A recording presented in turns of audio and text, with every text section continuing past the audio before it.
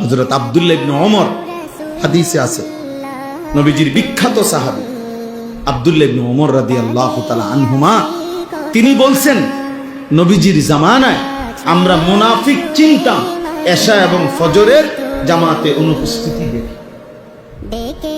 হাদিস উনি বলেন আমরা চিনতাম মুনাফিককে আমাদের মাঝে, আমরা খুঁজতাম বুঝতাম ফজর এবং এশার নামাজে অনুপস্থিত হতো।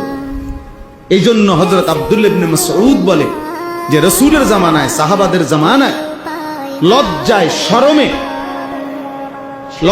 শরমে যাতে দাগ না পড়ে যায়, চিহ্নিত হয়ে না যায়, এজন্য মুনাফিক যারা মুনাফিক ছিল বাস্তবিক অর্থে, তারাও রাসূলের জামানায় ফজরের নামাজ মিস করতো না, কারণ মিস করলে তো মানুষ কইতে মুনাফিক।